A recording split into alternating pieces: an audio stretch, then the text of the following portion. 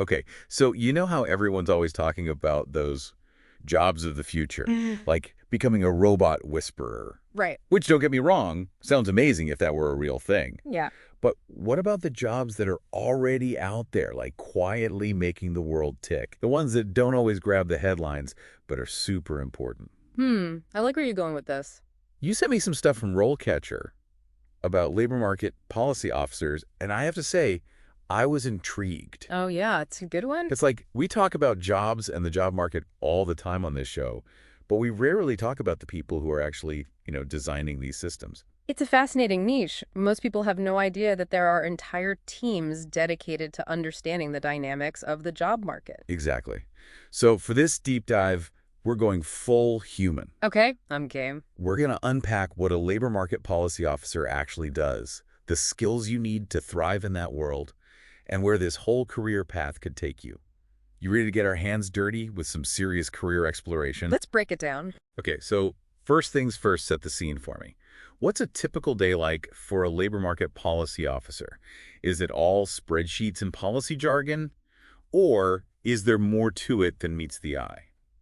It's funny you say spreadsheets because I don't think it's actually about the spreadsheets themselves, but more about strategy. Okay, I'm listening. The RoleCatcher guides highlight how these officers are analyzing trends, really trying to identify those gaps in the job market. Maybe there's a skills shortage in a certain industry or a lack of support for entrepreneurs, and then they actually have to create policies to try to address those issues. So it's about making the system work better. It's really about understanding how to make the job market work better for everyone. I'm already seeing why you thought I'd be into this.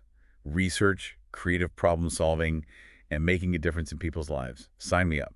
Right. So you keep saying policies. Can you give me a concrete example? Like, what's a policy a labor market policy officer might actually work on? Absolutely. Let's say there's a big push to get more women into STEM fields, which there is, right? It's huge.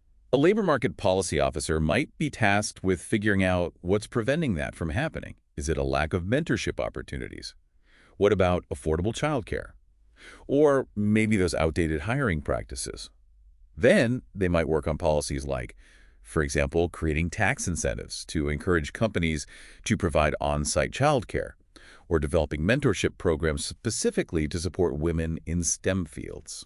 Okay, you had me at tax incentives for on-site childcare. Right. That's the kind of policy change that could really change things. But I imagine it takes a certain kind of person to do this job well. Oh, for sure. What are some of those must-have skills or qualities that stood out to you in the RoleCatcher materials? It's definitely a unique combination. You hit the nail on the head there. Unsurprisingly, analytical skills are essential. You're digging into data, spotting trends, understanding complex economic models, that's a given. But here's the thing. It's not enough to just be a numbers person. You've got to be able to communicate those numbers to actual human beings. Exactly. And the RoleCatcher guide really emphasizes communication and collaboration as key skills. Makes sense. Think about it. You're working with government agencies, employers, job seekers, researchers. It's a whole mix of perspectives. So being able to communicate your findings really clearly, build consensus, and adapt your message to different audiences is absolutely crucial. For sure. And we can't forget about that human element. Yeah. Empathy and understanding the needs of a diverse group of stakeholders are incredibly important too. Okay, so not just someone who can crunch the numbers, but someone who can actually connect those numbers to people's lives. And then, on top of that, convince everyone that their solutions are the right ones. It's a lot.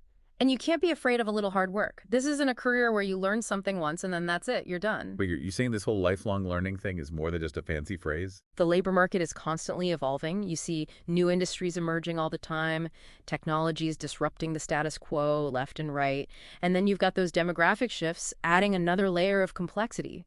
All of this means that a labor market policy officer has to be committed to lifelong learning, always reading, doing their research, attending those conferences, just to stay ahead of the curve. Now that you mention it, I do seem to recall reading something about conferences in the RoleCatcher materials. And knowing how much you love a good conference, well, Listen. let's save that for later. We're getting a little ahead of ourselves. You've painted a picture of the day-to-day, the skills, but let's zoom out and talk big picture. What does an actual career trajectory in this field look like? Yeah, let's map that journey. RoleCatcher actually does a great job of outlining those typical career stages, from entry level all the way up to senior roles. Okay, so let's say someone's listening to this, they're totally hooked, and they want to know how to break into this field. Where do they even start? Well, a lot of times it starts with those entry-level analyst positions, Hmm. where you're supporting more senior officers, getting those core research and analytical skills, learning how policy is developed and implemented. So it's all about really mastering those technical skills first.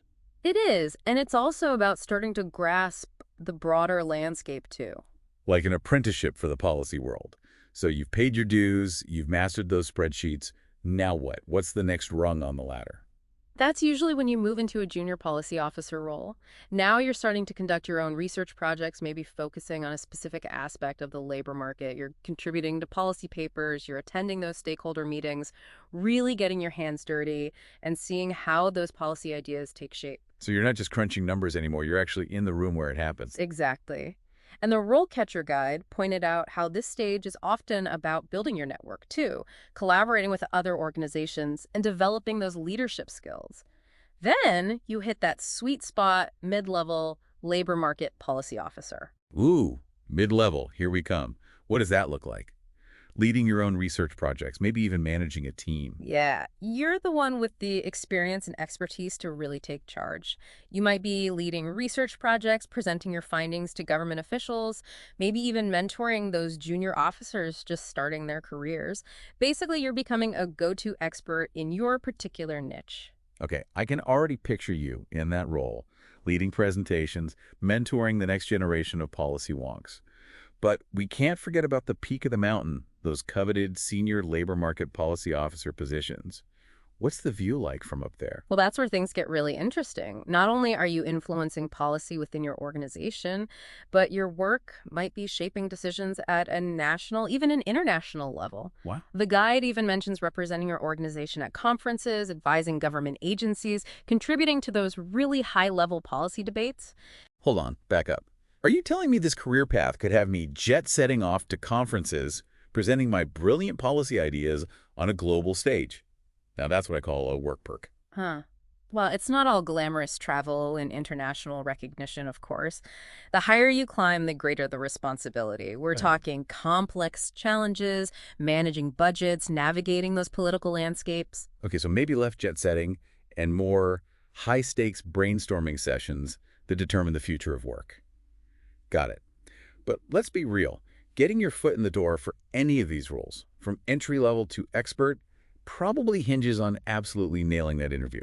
And let's just say, even for someone who loves geeking out on labor market trends, interviews can be a little nerve-wracking. Oh, totally understandable. And that's actually where those RoleCatcher tools come in handy. Remember we were talking about those earlier? Yes. They don't just give you information, they actually have resources specifically designed to help you ace those interviews. Okay, fill me in. What kind of resources are we talking about? Because if it's just a list of those generic interview questions, I'm not sure that's going to cut it. Oh, no, it's way more than that. They have a huge database of interview questions that are specifically tailored to different roles, including, you guessed it, labor market policy officer. Nice. So you can actually practice answering questions that are really relevant to the job you actually want, which is super valuable. Okay, that's already way better than those generic, like, tell me about your weaknesses questions. Yeah. But there's more, right? You mentioned AI earlier, and you know I'm a sucker for anything AI related. Right. It's like they knew you'd be interested. They've really stepped up their game with the AI integration. You can actually record yourself answering those interview questions and then get AI-powered feedback on your delivery, your content, everything. Wait, hold on. So it's like having a personal interview coach analyzing my every word and gesture that's both terrifying and amazing at the same time. It's all about turning those nerves into confidence, right? Speaking of confidence, knowing you have options can be a confidence booster in itself. Right. And one thing I noticed in the RoleCatcher materials was this concept of adjacent career guides. What does that even mean? Is it like labor market policy officer? The remix? It's more about recognizing that the skills you build in this line of work, they're really versatile. The guide points to all these other roles where your experience in labor market policy would be a huge asset. Okay, so give me the rundown. What other careers are we talking about? Because you never know, this whole podcast host thing could fall through, and I might need a backup plan. Well, I don't think you need to worry about that. You never know. But seriously, given how into this whole field you are, you might be surprised at how many options there actually are. Like, you could be an immigration policy officer. Oh, interesting. What would that involve? So think about it: workforce demographics, economic impact, crafting policies that balance all those complex factors.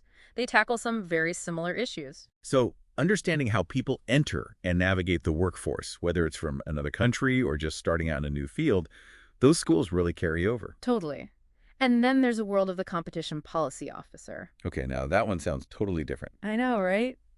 But it's not that far off when you really think about it. It's all about digging into those market trends, understanding those regulations, and figuring out how to make sure there's a level playing field for businesses. Huh. So, in a way, you become like a master of understanding these really complex systems that make the whole economy tick. Exactly. And you know what? Don't limit yourself to just the policy world either. The guide even mentioned careers like get this diplomat, or even a social service consultant, or roles in international development. All of these fields really benefit from people who can analyze really complex systems, communicate effectively with all kinds of people, and I think this is the most important part, understand the human impact of those big policy decisions. It's pretty amazing, actually, how interconnected all of this is. Yeah. It really just goes to show that even if someone explores this career path and it ends up not being the perfect fit, they've still gained these super valuable skills that can open doors to a ton of different opportunities. Right. And like you were saying before, that whole lifelong learning thing, Yep. it's not just some empty buzzword they throw around. It's actually the key to navigating the current job market. 100%. But we can't ignore the big question here, automation. Uh-oh, here it comes. We've talked about the skills that labor market policy officers have, but where does their work fit in with this rapidly changing world of work? Because let's face it, the rise of automation is making a lot of people wonder what the future holds. Yeah, it's a big one. It's like, how do we make sure that all of this new technology creates more opportunities instead of just making existing inequalities even worse? Right. And what role do labor market policy officers play in shaping that future? I think it's about more than just trying to reduce potential harm. It's about actually harnessing these advancements in technology to create a job market that's more inclusive and equitable. That's a great point. And that's really where labor market policy officers come in. So they're not just looking at data, they're kind of like advocates, making sure that all these algorithms work for us, not against us. Yes, exactly. They have that really deep understanding of the labor market itself, how policy works, and the actual human impact of those decisions. They're the ones asking the tough questions, like who's actually benefiting from this new technology, or who might be getting left behind. Right. And most importantly, how can we actually design policies and systems that make sure there's fairness and opportunity for everyone, regardless of where they come from or what their personal circumstances are. So it's almost like labor market policy officers are becoming architects of opportunity, shaping a future where technology doesn't just replace humans, but actually helps us reach our full potential. I like that. And what's really fascinating is that it requires this delicate balance, you know. For sure. They have to be super data-driven, but also deeply empathetic to what people are going through as they try to navigate this ever-changing world. It reminds me of that saying, the more things change, the more we need those really human skills. Yeah. Empathy, critical thinking, being able to connect the dots and see the bigger picture. Yes. And don't forget the power of collaboration. These folks aren't working in isolation. They're constantly talking to stakeholders, building consensus, and finding ways to come up with solutions to really complex problems. I think it's that ability to bring people together, bridge the gap between data and human experience that makes what they do so important. You know, I have to say, when we started this whole deep dive thing, I really had no idea how much strategy, creativity, and even, dare I say, hope goes into shaping the job market. Right. It's way more dynamic than people think. It really takes passionate people who want to make a real difference. So to everyone listening, if you're feeling that little spark of curiosity, if you want a career that's both intellectually stimulating and actually allows you to do something meaningful, well, it sounds like labor market policy officer might just be the path for you. And hey, with all of those amazing tools and resources RoleCatcher has to offer, you can explore this career path with confidence. Absolutely. Whether you're just starting to think about labor market policy or you're ready to totally crush that interview, platforms like RoleCatcher are amazing for providing really valuable insights and support to help you succeed. It's like having a secret weapon to help you navigate this exciting world of work that's constantly evolving.